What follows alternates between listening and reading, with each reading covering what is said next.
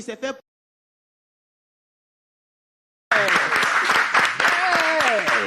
Ouais. Stéphane Jupiter, mesdames et messieurs. Patricia Kelly, mesdames et messieurs.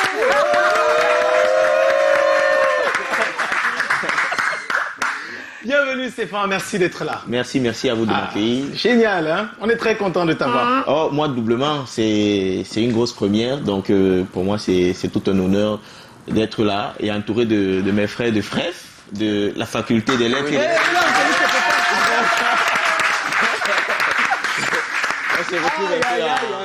En famille, quoi. On est en famille. Alors, il y a un code d'accès pour la famille. Il y a un code d'accès. Il y a un code d'accès pour la famille, Nama. Non, oui, il y a un code d'accès. Bonsoir tout le monde dans la salle. C'est comment? C'est comment? Ta réponse, c'est comment? Ah, ça va. Non. Attends, on reprend comme le code d'accès.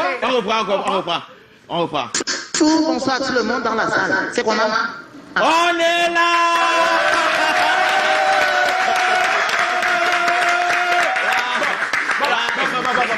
Silence, s'il vous plaît. Patricia, la première question. S'il vous plaît, silence.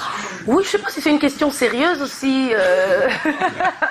Aussi j'y tiens, mais je vais finalement la poser. Est-ce que c'est drôle la vie d'humoriste? Wow. Pas tout le temps. Ah. Pas tous les jours. Mais c'est toujours excitant d'être sur scène et de partager des choses avec des gens. Savoir qu'on fait un métier noble, de savoir qu'il y a des gens qui se rassemblent déjà pour venir se voir des personnes de diverses horizons, que ce soit culturelles, religieuses, sociales, raciales. Donc, pour moi, c'est beau de réunir les gens autour de l'humour. Sauf que quand je parlais de la vie d'humoriste, je ne m'arrête pas à la scène, je ne m'arrête pas à ce moment où on est dans la gloire totale, mais je pense beaucoup plus au quotidien, par exemple. Oui, au quotidien, quand c'est terminé, quand on n'a pas forcément envie de rire, de rigoler ou de faire rigoler tout le monde, et mais que dans la rire, c'est dit, ah, si toi, fais-nous rire. Là, c'est parfois embêtant. C'est pas drôle. Non, parfois, c'est pas drôle. Et comment on gère ça?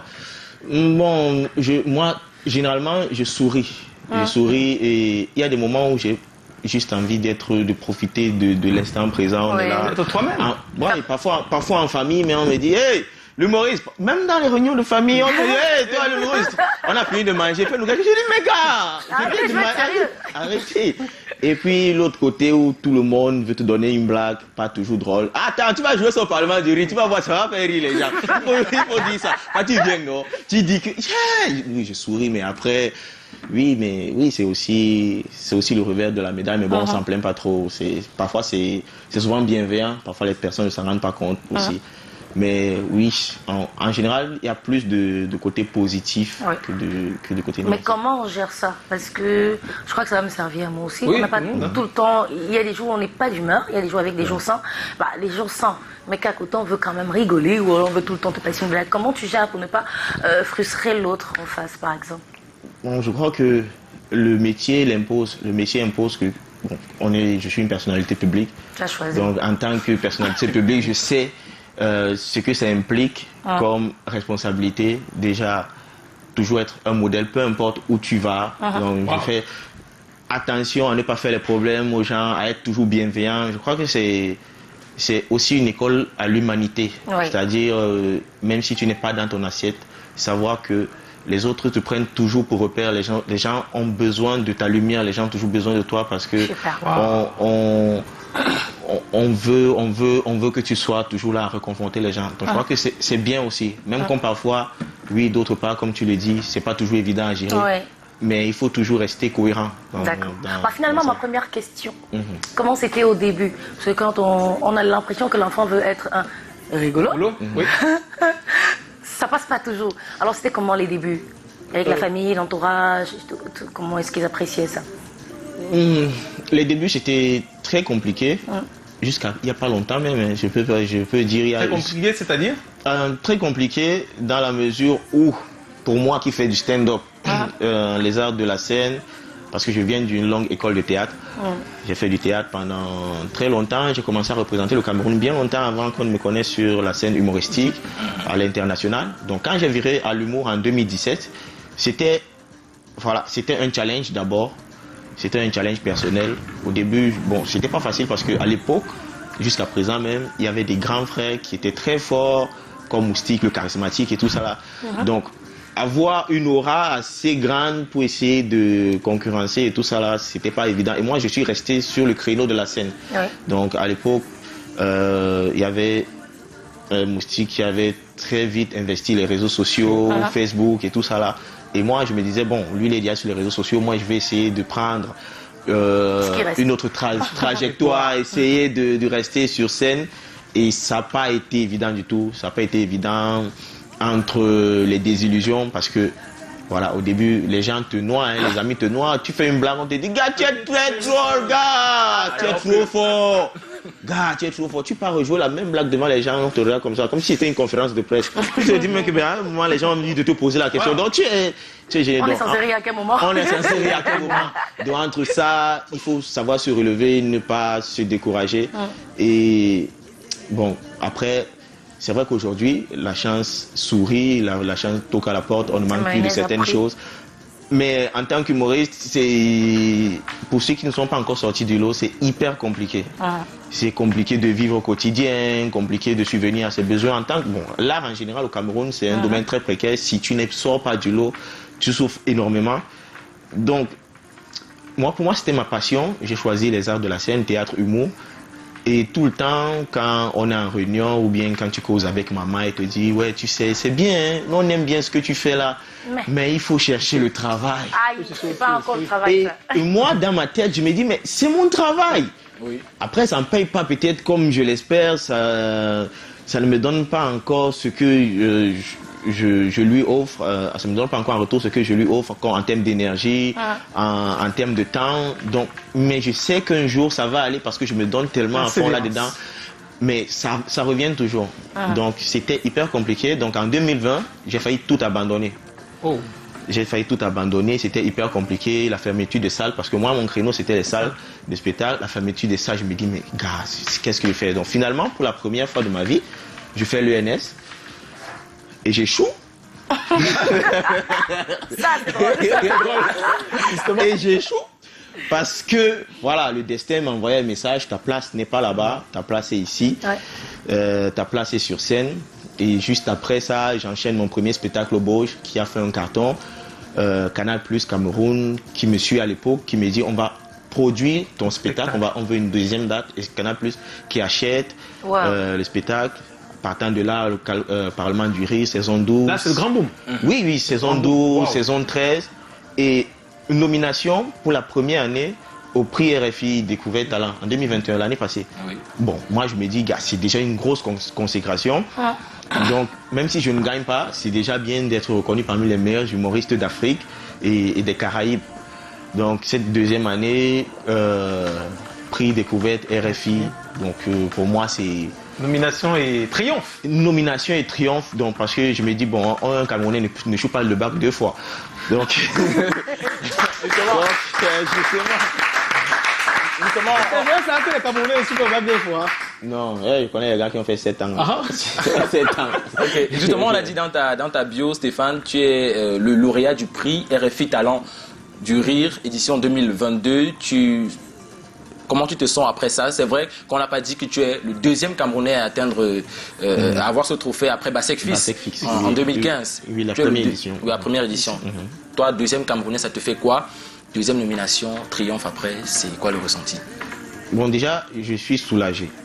Je suis soulagé parce que, comme c'était la deuxième nomination, je me disais non, cette fois-ci, je ne peux pas échouer au pied du podium. La première fois, c'était déjà une grosse victoire d'être reconnu parmi les meilleurs. Mais là, je me dis, il faut gagner. Donc c'était une pression personnelle que je me suis mise à moi-même, même si rien ne dépendait de moi en fin de compte. Donc j'ai gagné, je suis soulagé et doublement content.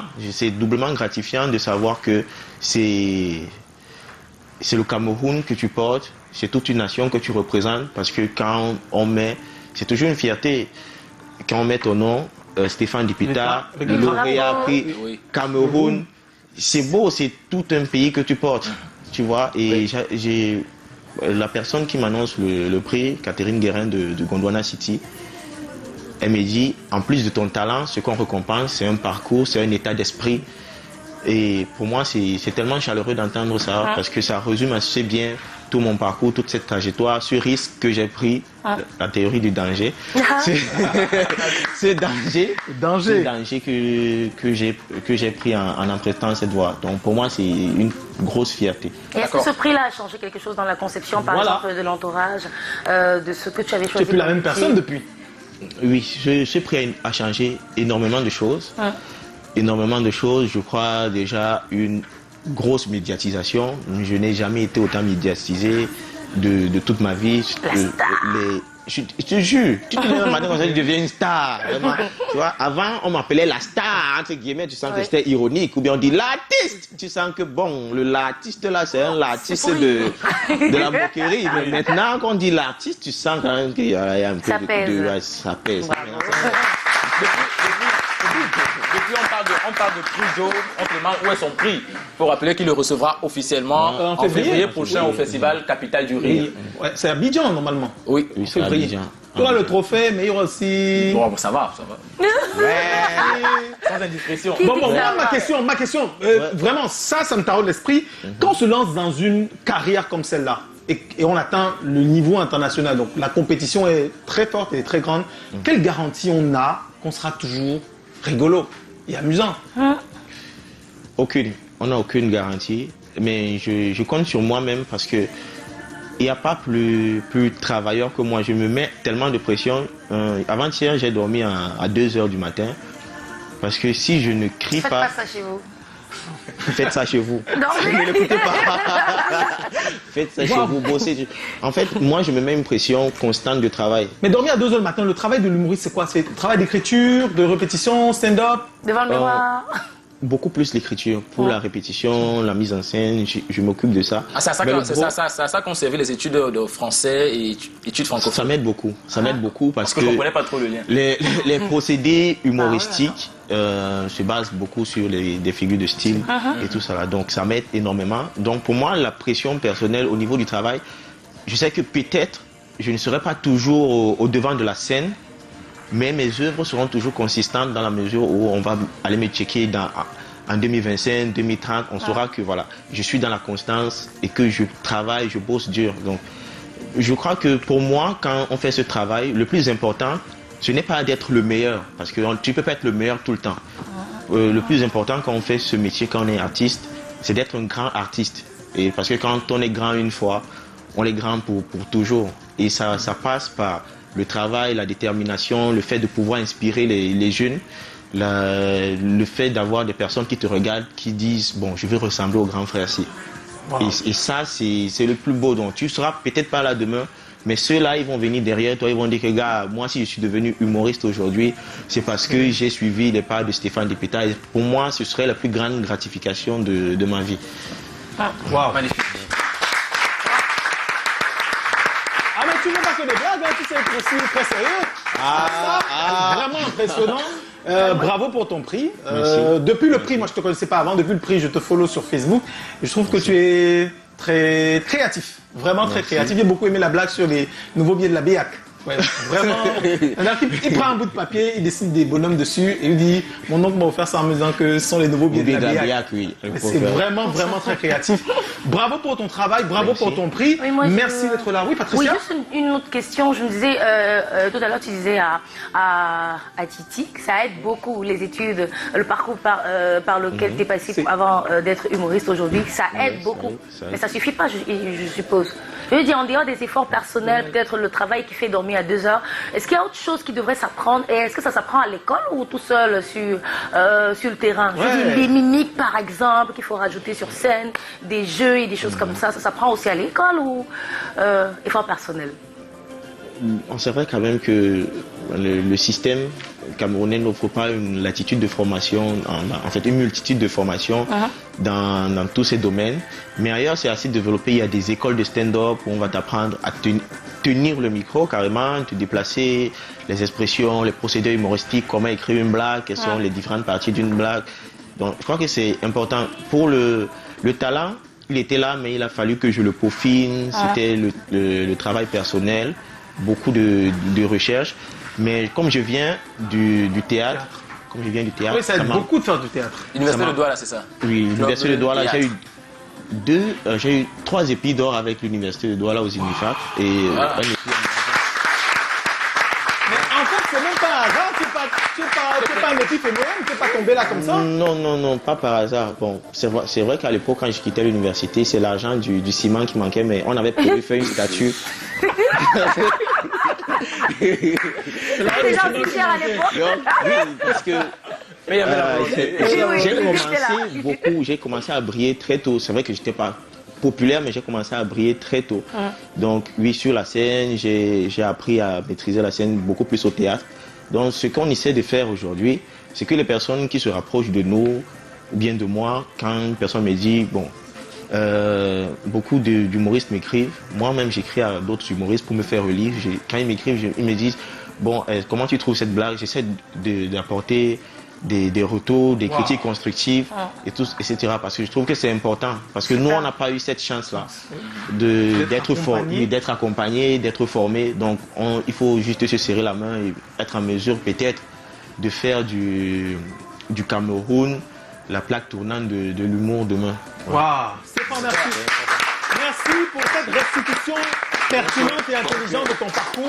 Et ça fait vraiment chaud au cœur de savoir que c'est pas un hasard et que tu es seulement sur le chemin de ta destinée. C'est-à-dire que le prix Talent du Riz, ce n'est que le commencement du commencement. Oui, Alléluia. Amen. Alléluia. Qui a un parcours également très, très,